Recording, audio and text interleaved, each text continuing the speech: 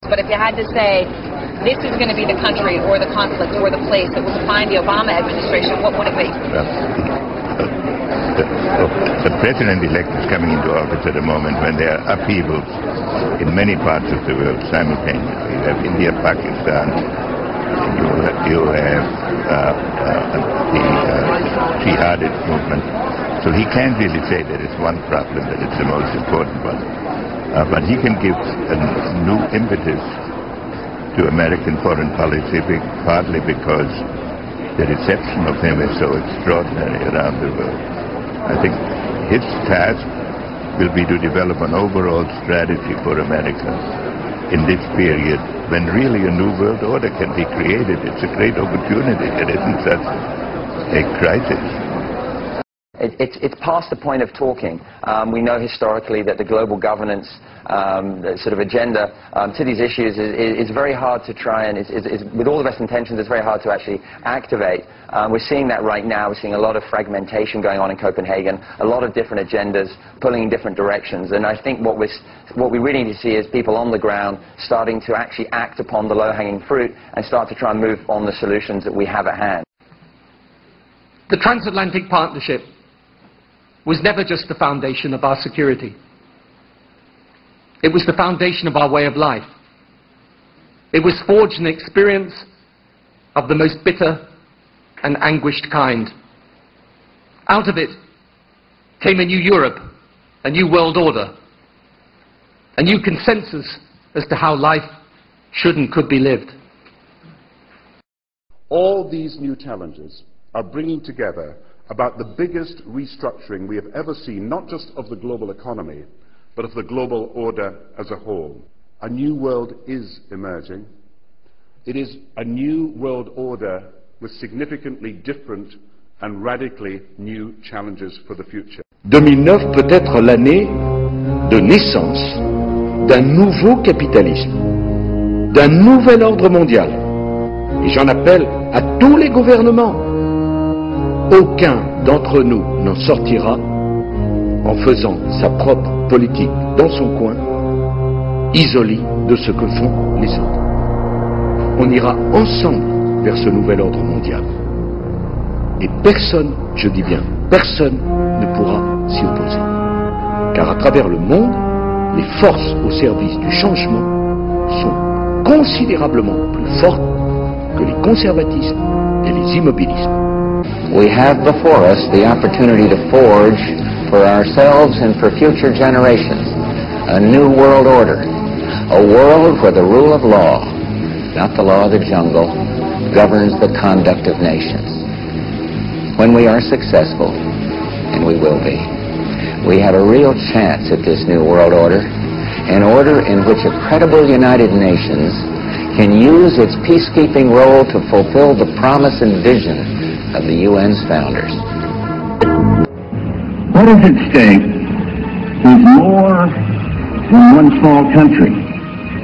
It is a big idea, a new world order, where diverse nations are drawn together in common cause to achieve the universal aspirations of mankind: peace and security, freedom, and the rule of law.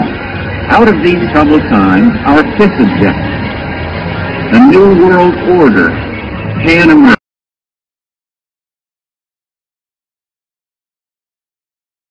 From 1945 and the end of the war through 1989 and the end of the Cold War, we had a worldview. Republican and Democratic presidents alike, from Harry Truman to George Bush, stood for freedom and stood for certain propositions that would make America strong and healthy and grow the middle class and shrink poverty and stand against communism.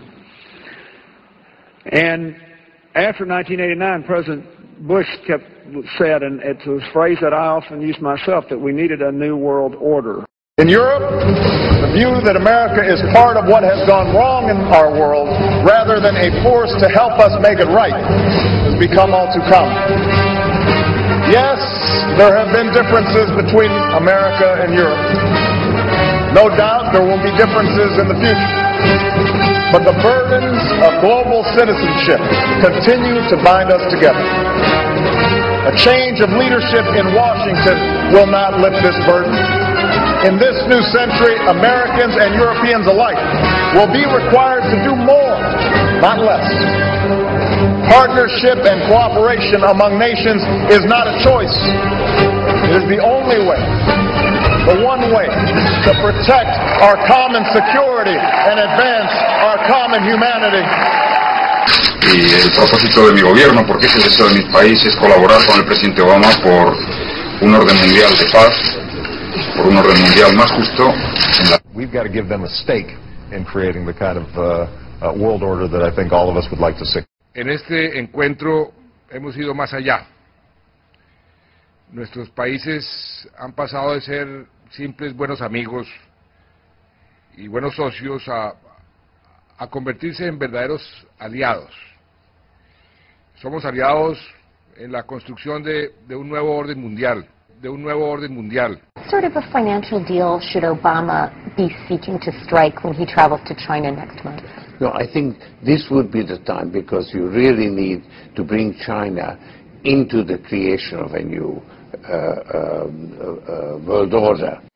Y los líderes de las 4 grandes potencias emergentes, Brasil, Rusia, la India y China, afianzaron su unión en demanda de un nuevo orden mundial durante la segunda cumbre BRIC desarrollada en Brasilia.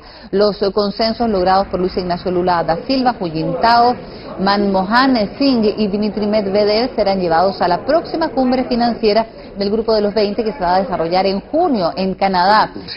Brasil, Rusia, India y China desempeñan un papel fundamental en la construcción del nuevo orden internacional, más justo, representativo y seguro. ¿Cómo participamos cuando se junten a ver cuáles van a ser las nuevas reglas del mundo que va a emerger después de esta crisis? Will require some kind of a world governance. I know that these are big words, but let me be a little bit more specific.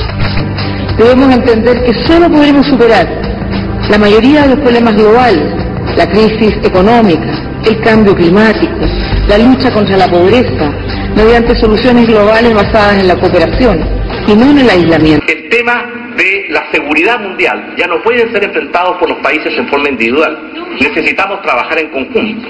Y en nuestra opinión esto va a requerir un nuevo orden internacional que reemplace al que nació después de la Segunda Guerra Mundial en Bretton Woods y que sea un orden mundial hacer un brindis por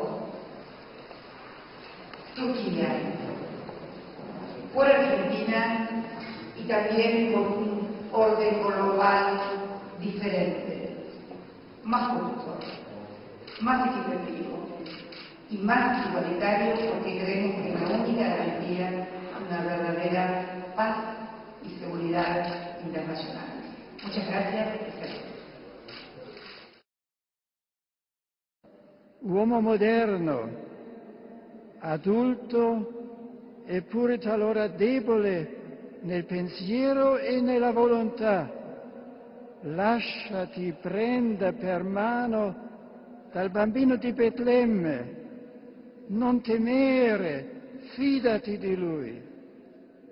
La forza vivificante della sua luce ti incoraggia ad impegnarti nell'edificazione di un nuovo ordine mondiale fondato su giusti rapporti etici ed economici.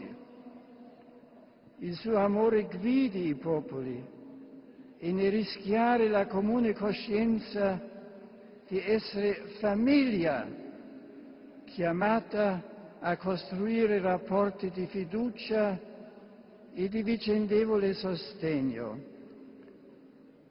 L'umanità unita potrà affrontare i tanti e preoccupanti problemi del momento presente, dalla minaccia terroristica alle condizioni di umiliante povertà in cui vivono milioni di esseri umani, dalla proliferazione delle armi alle pandemie e al degrado ambientale, che pone a rischio il futuro del pianeta.